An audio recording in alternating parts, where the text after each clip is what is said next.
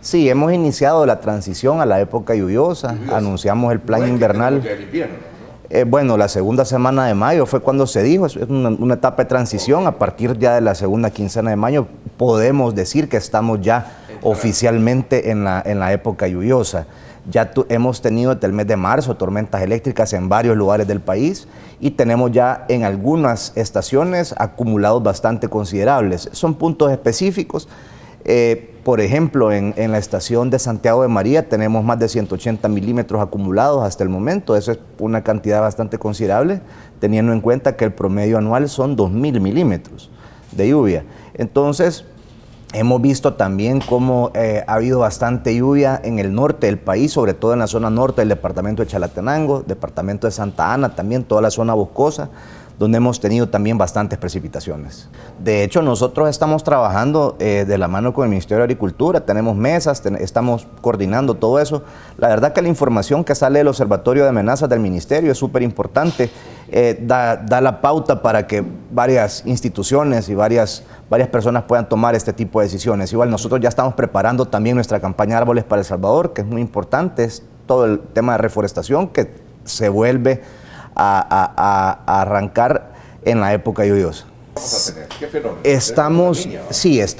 Estamos bajo la influencia del fenómeno de la Niña. Esto significa que tendremos más lluvia, tendremos básicamente el invierno como se ve configurado. Es inicio de la época lluviosa, mes de mayo, mes de junio, luego el mes de julio baja la cantidad de lluvia, viene la canícula entre julio y agosto. Está esa noticia, sí, baja. Y luego en agosto pues vuelve a aumentar la cantidad de lluvia hasta llegar al mes de noviembre. En el mes de noviembre ya comienza la transición hacia la época seca. Obviamente esto puede variar, igual nosotros a diario estamos informando, estamos pues emitiendo todos los pronósticos para tomar las mejores decisiones. Algo bien importante también es el tema de los fenómenos. Están programados para que este año, según la NOAA, tengamos 19 fenómenos atmosféricos que podrían ser entre huracanes, tormentas tropicales, depresiones tropicales en la zona del Atlántico y una cantidad similar en el Océano Pacífico. Estos sistemas, si bien no pueden afectar directamente a nuestro país, pueden influir de alguna manera en la cantidad de lluvia que caiga. Entonces, igual nosotros vamos a estar también monitoreando estas condiciones e informando a su debida oportunidad. Bueno, es importante reiterar a la población que como Comisión de Protección Civil estamos preparados, presentamos el plan invernal hace un par de semanas y este plan se divide en dos fases. La primera, que es la más importante, es la prevención, y la segunda es la mitigación y la atención de las emergencias, es decir, todas las acciones que se toman en el momento que está sucediendo una emergencia. Aquí estamos hablando de campañas de reforestación, aquí estamos hablando de mitigación de taludes, aquí estamos hablando también de la planificación de las evacuaciones preventivas en caso de una emergencia. La primera fase pues se viene ejecutando desde hace varios meses, es una fase que prácticamente es permanente. Son acciones preventivas que hace el gobierno del presidente Bukele para evitar todas estas situaciones que nos ponen en riesgo. Y obviamente pues hay un trabajo también coordinado con alcaldías de limpieza de cunetas, limpieza de quebradas, de tragantes, todas las obras de mitigación que está haciendo el MOP, todas las obras de mitigación que está haciendo también el FOVIAL. Entonces se está preparado para todas estas acciones. Creo que lo importante es saber de que los eventos climáticos o las lluvias no van a dejar de venir. Los eventos debido al cambio climático son cada vez más frecuentes y cada vez más severos y es por eso que nosotros tenemos que estar preparados como gobierno. Bueno, son 19 fenómenos que van a estar en el Océano Atlántico. Estos fenómenos pueden ir desde huracanes que se den en la zona del Caribe, en la zona de Puerto Rico y que lleguen a Estados Unidos. Pueden ser huracanes también que se desarrollen en el Golfo de México, pueden ser huracanes que se desarrollen al sur del Caribe y que puedan llegar a costas de Costa Rica o Nicaragua.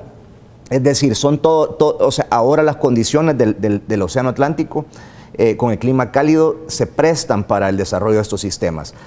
Repito, aunque uno de estos, probablemente un huracán que esté en el Golfo de México ni siquiera llegue a El Salvador, pero esto es importante saberlo, es importante que nosotros sepamos a dónde están estos sistemas, porque sí influyen indirectamente. Cuando hay un huracán, por ejemplo, en el Golfo de México, se quiebra el balance que hay entre el hemisferio norte y el hemisferio sur. Entonces, toda esta serie de nubes que tenemos nosotros al norte del Ecuador, que se llama la zona de convergencia intertropical, esas nubes se desplazan hacia nuestro territorio y es ahí donde nosotros tenemos un temporal de un par de días. Entonces, es muy común que la gente diga, sí, nos ha llegado la cola del huracán. No es la cola del huracán, realmente lo que está sucediendo es eso, que el huracán está influyendo todo el hemisferio y nos trae la zona de convergencia. Y ahí tenemos a veces sistemas estáticos que están 2 o 3 días y nos traen los temporales. Pues tuvimos el ejemplo hace varios años de la depresión tropical 12E, por ejemplo. Esa no era catalogada ni siquiera tormenta tropical, era una depresión tropical con una lluvia, con una cantidad de lluvia que no era catalogada huracán, pero sí fue muy constante y se mantuvo estática sobre nuestro país y llovió prácticamente 10 días y causó estragos. Claro, sí. Entonces, creo que a veces no debe ser un huracán para que nosotros suframos algún tipo de afectación a nuestro territorio. Entonces, es por eso que tenemos que estar preparados. Sí. Lo que pasa es que tiene que ver también con la cantidad de agua que está en el suelo. Por ejemplo, una tormenta al final de la época lluviosa, obviamente, va a causar más efectos que una tormenta al inicio, porque ya tenemos los suelos cargados de agua, ya tenemos toda esta humedad en el suelo y entonces pues esto obviamente nos aumenta la carga y es ahí donde nosotros pudiésemos tener algún tipo de evento, un deslizamiento de tierra, una inundación, etcétera. Entonces, es por eso que toda la Comisión de Protección Civil está preparada. Creo que es importante recalcar la relevancia que tienen toda la información que nosotros pues recopilamos en el Ministerio de Medio Ambiente. Aquí hay una red de observadores locales, tenemos todas las estaciones telemétricas también que nos están midiendo constantemente la cantidad de lluvia. Es muy importante también el tema de los modelos estadísticos que se tienen, se utilizan también modelos de años análogos, analizando cómo el clima se ha comportado en años pasados. Se identifican años similares al año en curso y se puede también tener un parámetro de cómo podría ser el comportamiento del invierno. Entonces, obviamente, pues Protección Civil son varias instituciones. La labor nuestra específicamente, la primera cosa que nosotros tenemos que hacer es tener esta información a la mano y esta información obviamente pues está siendo analizada constantemente y se pasa para ver a dónde es que hay que tomar acción. Por ejemplo, en el tema de riesgo, nosotros tenemos los mapas de riesgo que los cruzamos también en el área de hidrología y podemos saber, o sea, la idea es no solamente decir si va a llover, sino que decir qué es lo que va a suceder cuando llueva, cuáles van a ser las afectaciones en el territorio cuando lluevan. Entonces aquí tenemos pues los deslizamientos de tierra, acá tenemos las inundaciones, acá también el tema en el momento que sucede una emergencia, las evacuaciones preventivas son sumamente importantes, también hacer el llamado a la población para que acaten todos los lineamientos de la Comisión de Protección Civil en el momento de una emergencia. Nosotros no podemos garantizar que no suceda un huracán o que no suceda una tormenta. Lo que sí podemos hacer es estar preparados y tomar acción en el momento que tengamos la información que esto va a suceder. Ok. Ya vamos dejando un poco el análisis de lo que es la transición a la estación invernal y todos estos temas relacionados con el clima. Hay unas informaciones que han surgido en el contexto de estos días. Se investiga si muerte de peces en Conchagua fue por pesca ilegal con explosivo. ¿Qué conocimiento tiene respecto de esta situación en Conchagua, ministro? Nos parece algo increíble que estando en pleno año 2022 tengamos que estar lidiando con este tipo de cosas. Es una situación que se viene investigando desde hace varios días. Ya estamos trabajando con Sendepesca, con el Ministerio de Agricultura, también con todas las instituciones de seguridad, policía, ejército, también está involucrado Fiscalía. Es decir, este es un tema bastante serio, no solo por el daño al ecosistema, porque estamos hablando de uso de explosivos para la pesca, pero acá estamos hablando también de tenencia ilegal de explosivos. Estamos hablando de uso irresponsable de este tipo de explosivos sin medir las consecuencias que esto pueda tener. Entonces, ya se está investigando, ya no puedo revelar tanto de lo que está pasando. Lo que sí podemos garantizar es que ya se está investigando, estamos involucrados estamos varias instituciones de gobierno y es un tema que se va a llegar hasta el fondo. No puede ser que en pleno 2022 sigamos teniendo estas prácticas que obviamente están catalogadas como malas prácticas, son prácticas ilegales y son prácticas irresponsables sobre todo. Y son prácticas artesanales, porque entiendo, según lo poco que se conoce, que viene precisamente de los pescadores que utilizan este método. Eso es lo que todo eso es lo que se está... No es a nivel industrial. Todo eso es lo que se está viendo, ya se ha identificado la fuente, has identificado varios temas ahí dentro del... Esto es en la zona de Conchagua, en la zona del Tamarindo, y ya estamos en eso. Lo que sí lo vamos a llegar a fondo, a tope esta investigación, y creo que es un tema muy importante y es necesario que la población lo sepa. ¿De cuánto es el impacto que estamos viendo que ha tenido o cuál es el impacto que ha tenido esta situación? ¿De cuánto más o menos de área? Mira, es que cuantificar el área, yo creo que esta es una situación que no se mide tanto en el área, sino que se mide el impacto para que nosotros entendamos lo que puede llegar a causar. Okay. Es que no solamente se trata de que estén los peces, en la playa o que hayan aparecido todas estas especies en la playa, sino que estas prácticas van más allá. Estas prácticas cambian la conformación del fondo de mar. Estas prácticas matan las larvas también de varios organismos. Aquí no solo estamos hablando de peces, aquí estamos hablando de moluscos, estamos hablando de crustáceos, estamos hablando de un montón de especies que al final pues son parte del ecosistema y son parte también de la cadena productiva de esta zona. Entonces, al hacer esto pues estamos prácticamente acabando con la pesca en esa zona y es la misma gente la que sale perjudicada. Entonces, creo que es importante medir el alcance de este tema. Igual ya se está trabajando para llegar al fondo del asunto. Esta es una investigación que está llevándola directamente la policía y pues esperamos buenos resultados dentro de poco. Ok, también hay otros aspectos que tienen que ver con el tema de las toxinas que están afectando el área del lago de Coatepeque. Ya se están haciendo las investigaciones pertinentes, qué es lo que ha pasado con toda esa parte de café. Sí, el tema del lago de Coatepeque también ya se hicieron los análisis. Es un tema que no es primera vez que sucede, es estacional, es decir, esto sucede principalmente al final de la época seca. Es una proliferación de cianobacterias filamentosas y esto pues llega a ser visible por la alta producción de biomasa que tienen estas cianobacterias. Básicamente de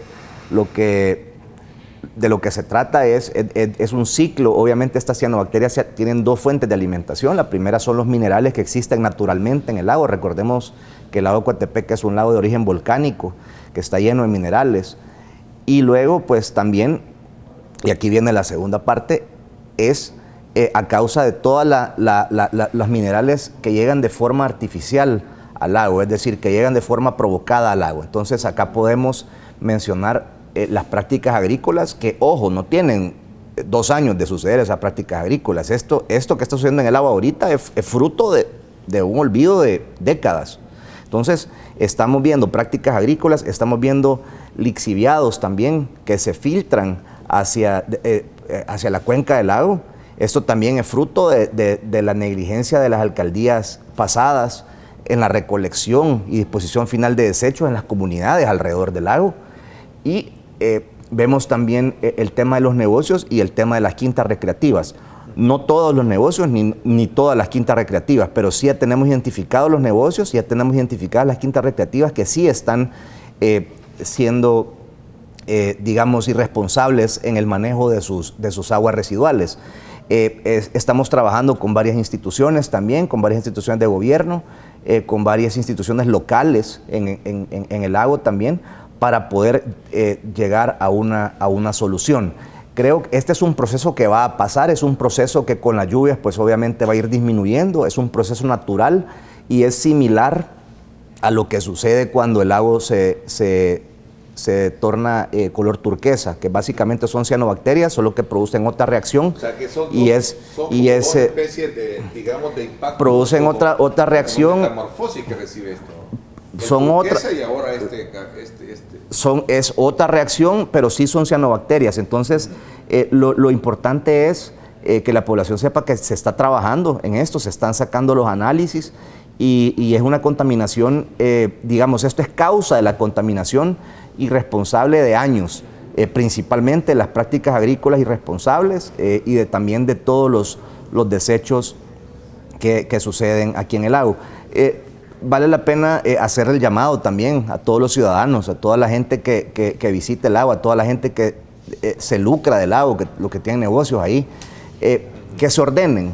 La verdad, nosotros, el gobierno del presidente Bukele, pues está trabajando con la empresa privada, nosotros estamos facilitando el comercio, nosotros queremos que este país crezca, que este país prospere.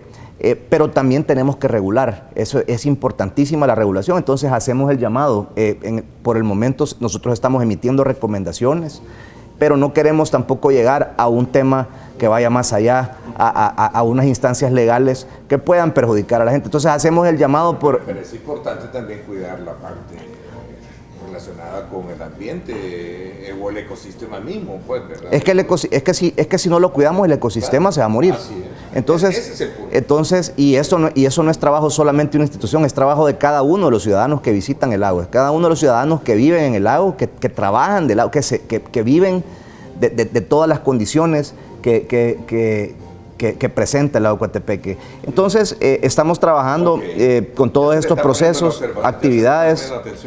Por supuesto. Un saludo muy efusivo a las organizaciones ambientales. Creo que cumplen un rol, las buenas organizaciones ambientales cumplen un rol fundamental de informar. Y es importante porque hay que informar, no hay que desinformar. Este tema se está abordando desde el comienzo. Realmente el tema de Cerro Blanco no solamente atenta contra el medio ambiente, sino también pone en riesgo la soberanía nacional de nuestro país. Este es un tema, para poner en contexto a los amigos televidentes, es una mina que está ubicada en Guatemala y digamos, no conocemos el plan de manejo que tienen de los desechos y entonces esto podría afectar directamente a la zona del lago de Huija. Acá estamos hablando ya que este tema ha sido escalado a nivel diplomático, incluso a nivel de Cancillería. Ya está la Cancillería hablando con sus homólogos en Guatemala. Estamos también hablando con organismos internacionales que puedan tener alguna influencia en esta empresa. Nosotros no estamos en contra de las inversiones privadas, todo lo contrario. Nuestro gobierno creo que ha demostrado día a día el apoyo al sector privado en el tema de facilitación de comercio desde diferentes instituciones. Nosotros vamos a seguir trabajando por la conservación de recursos naturales, pero también hacemos el llamado al gobierno de Guatemala a ser transparentes. Nosotros no estamos en contra de ningún proyecto, nosotros lo que queremos es que tener la información y que nos garanticen que se va a respetar el medio ambiente y sobre todo que se va a respetar nuestra soberanía nacional.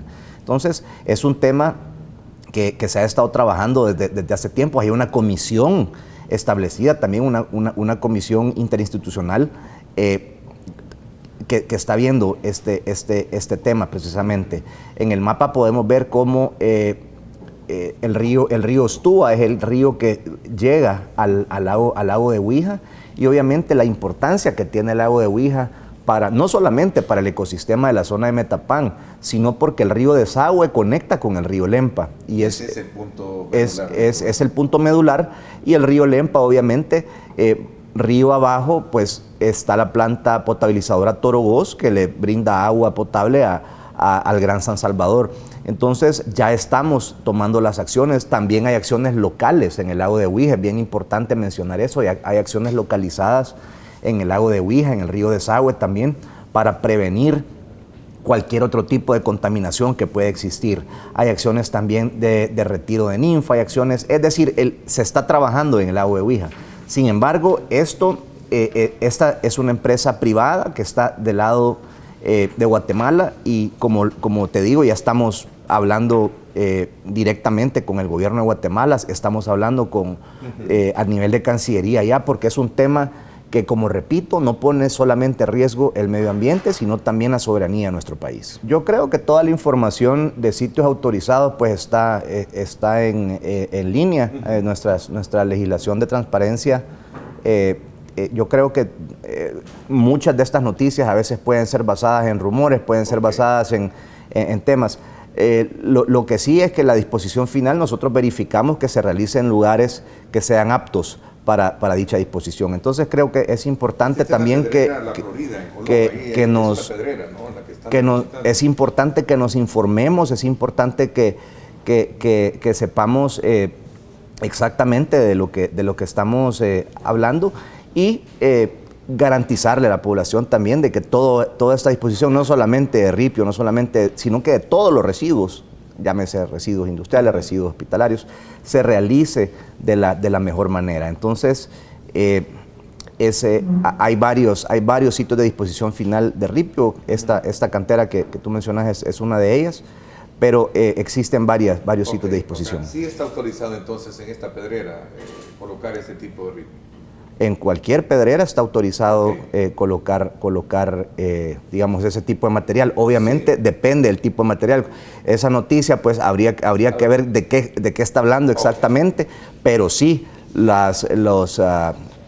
el ripio y todas estas cosas, pues, la disposición final se realiza en sitios que son adecuados para esto. Los televidentes hacen una pregunta. Ministro, ¿qué campaña se ha hecho para promover la cultura de no tirar basura, especialmente en la ciudad capital, donde hemos tenido a bien grandes inundaciones producto de que los tragantes están topados de basura? ¿Cuáles son los preparativos o la campaña que se ha hecho? ¿Ha existido una campaña para esto? Bueno, desde que nosotros llegamos hemos hecho varias campañas, no solamente en el Gran San Salvador, sino que en todo el país. Estamos hablando de recolección, no solamente de basura común, sino que hay temas específicos. Por ejemplo, el tema de las llantas, el tema también de los desechos electrónicos, el reciclaje, todo el tema de economía circular ha sido abordado. Hubo una campaña también en conjunto con el Ministerio de Turismo para también darle valor a las zonas turísticas y que no botáramos basura. Es decir, es una campaña constante la que se tiene y son varias acciones que se están ejecutando. El tema de vulnerabilidad y el tema de lluvia en relación a la basura es muy importante. Ya hay acciones que se están ejecutando de parte de varias instituciones para precisamente prevenir todas estas inundaciones, para prevenir que sucedan pues todas estas, digamos, obstaculizaciones en los tragantes o en las vías de desagüe que nosotros tenemos. Entonces, es un trabajo que no solamente es de medio ambiente, es un trabajo que se hace en varias instituciones del gobierno, desde varias instituciones se ejecutan estas acciones, pero principalmente es un trabajo de todos. Creo que todos como ciudadanos tenemos que ponernos la mano en la conciencia y pensar hacia dónde queremos ir. Entonces, es ahí la importancia de disponer de los desechos de manera